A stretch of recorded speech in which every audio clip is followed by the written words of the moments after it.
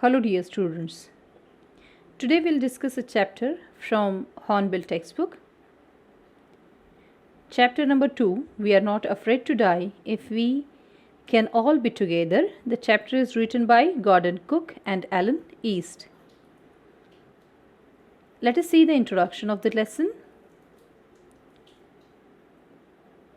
The text is written by Gordon Cook and Alan East.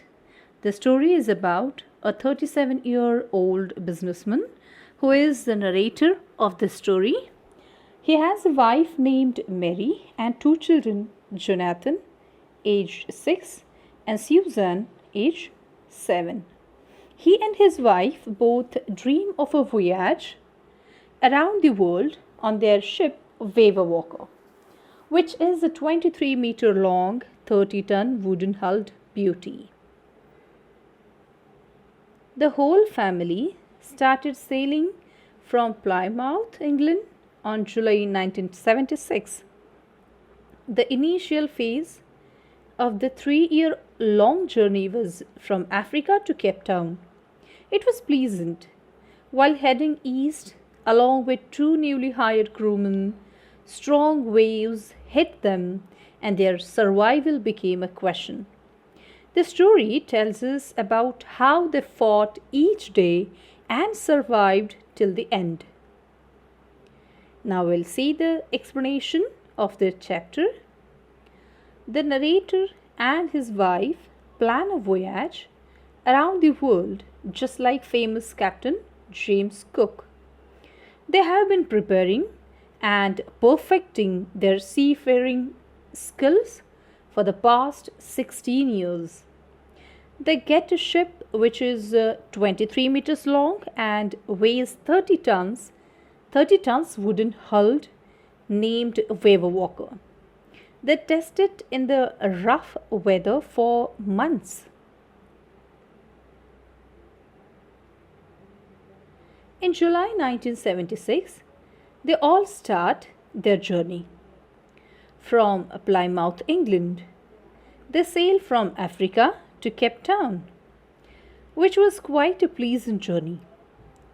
Before heading east, the narrator hired two crewmen, Larry Vigil and Herb Segler, to help them tackle one of the roughest sea, that is the Southern Indian Ocean.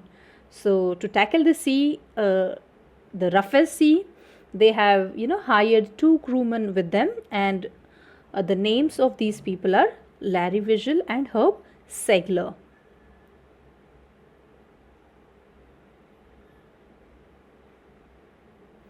They encounter strong and alarming waves during the second day. By December 25, they all manage to reach 35,000 kilometers east of Cape Town. The family somehow manages to surpass the bad weather and celebrates Christmas together. The weather changes for the worse, and on January 2, the big waves hit them.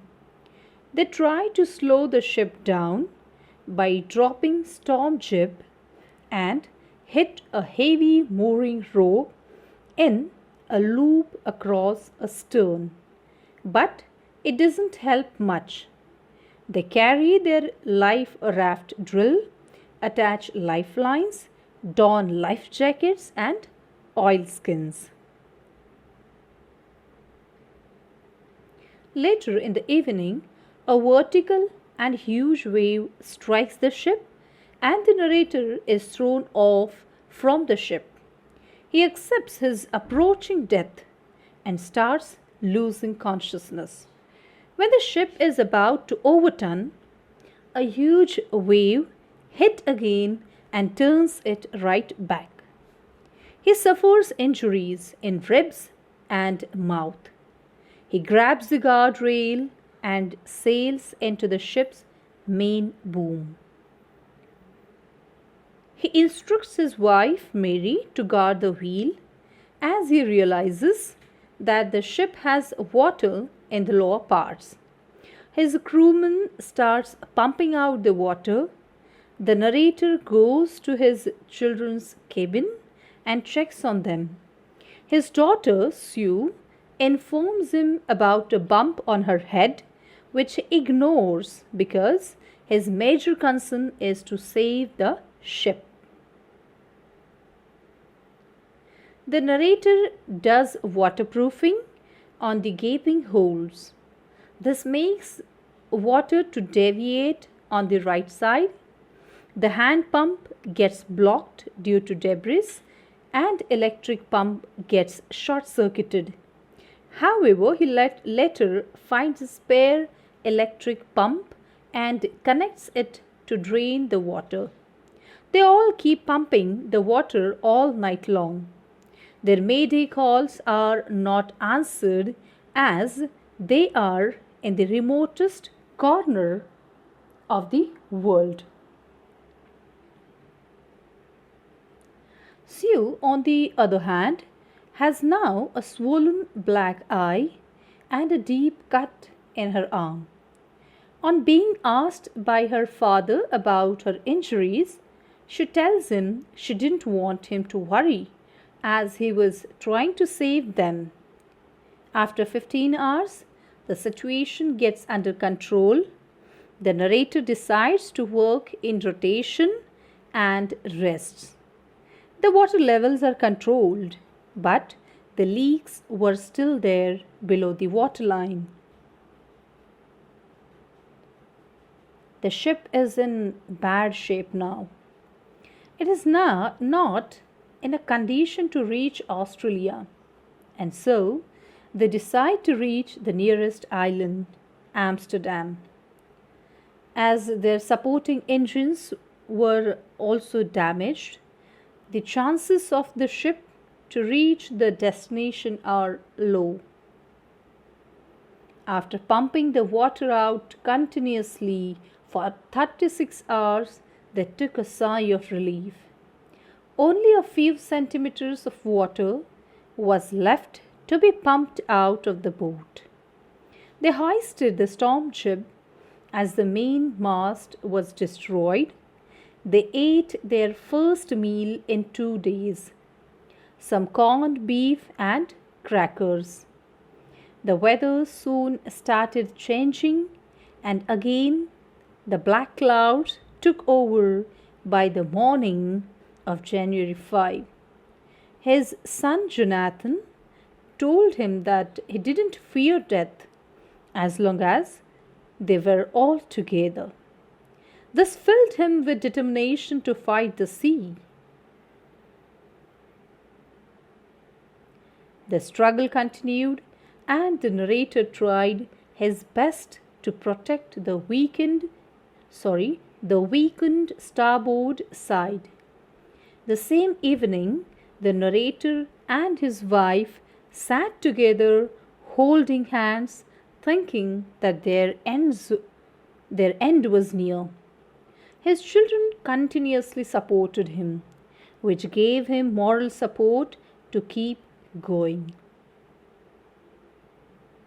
The Weather Walker sailed through the storm and made it. The narrator then calculated their exact position by working on the wind speed. While he was brainstorming, Sue gave him a card that she had made expressing her love and gratitude towards the family. He instructed Larry to steer the course to 185 degrees. He said that if they were lucky, they could hope to find an island by 5 p.m. He dozed off and suddenly got up around 6 p.m. He believed that they didn't make it and was disappointed. His son came and informed him about how they reached the island, and his son called him best daddy and best captain. They reached the island with little struggle and with the help of inhabitants. The whole team, the family, and 2 crew members never stopped trying. Their struggle and hard work finally saved them. So, here we learn that one should never stop trying. Okay, we will definitely get success, but what is important or what is required is to try. Okay, so keep trying. Thank you so much.